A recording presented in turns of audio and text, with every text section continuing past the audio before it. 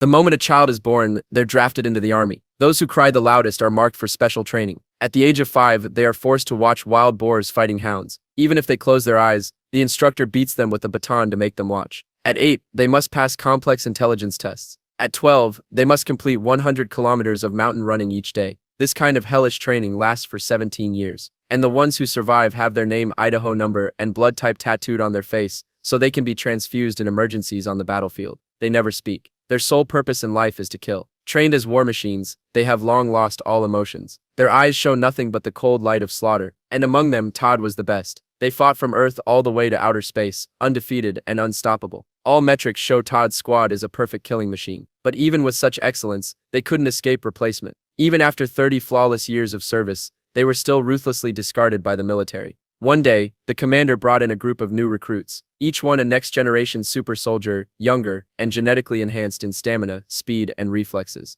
They surpassed the veterans. To enhance combat performance, the commander decided to replace Todd's team with these recruits. But the decision was met with fierce objection from the captain. He believed the veterans' battle experience was something the recruits could never replicate. The two sides argued intensely, and finally agreed to settle it through competition. In marksmanship or endurance running, the veterans lost across the board, but the captain still refused to concede. He proposed a final duel on a chain platform. Unexpectedly, the bald recruit defeated 3 veterans single-handedly. He rose to the top and replaced the old soldiers. Todd and his 2 comrades were abandoned on a desolate planet, but Todd miraculously woke up, staring at the slowly departing ship. Todd's heart was burning with hatred, but he had to face the harsh reality. All around him were endless mountains of garbage. This was the planet where rulers of many worlds dumped the remains of war. The natural conditions were extremely harsh, but to his surprise, there were humans living here. Todd quickly climbed down from the heap to investigate. In the distance stood a massive derelict spaceship. A fence made of ropes stretched toward it. The surroundings were unforgiving. A sandstorm was sweeping in not far away. Todd's first priority now was survival. He clutched the fence in front of him. With his hardened body, he managed to hold on. After the violent storm had passed, Todd obediently followed the fence forward.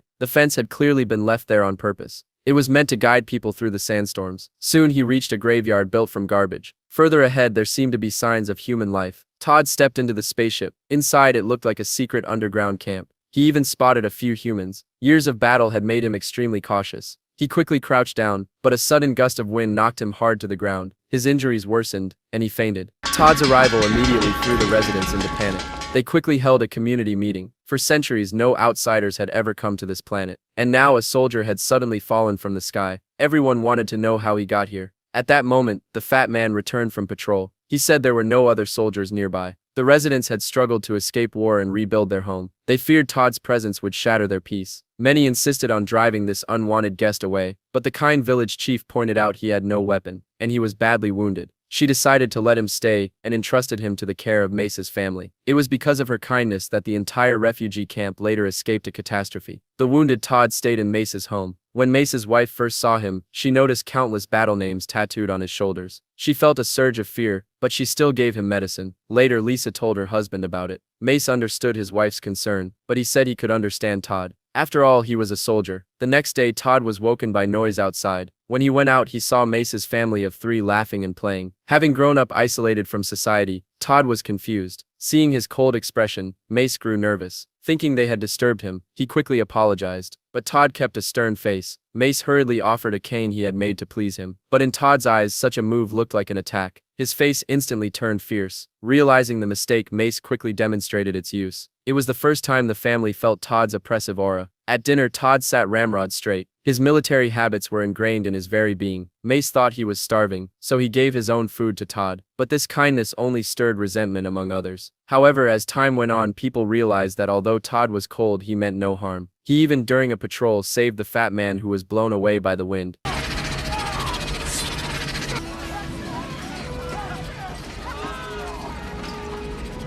He became a hero in their eyes, and Mace's family's warmth made Todd feel warmth he had never known before. But the shadows of war still haunted his mind.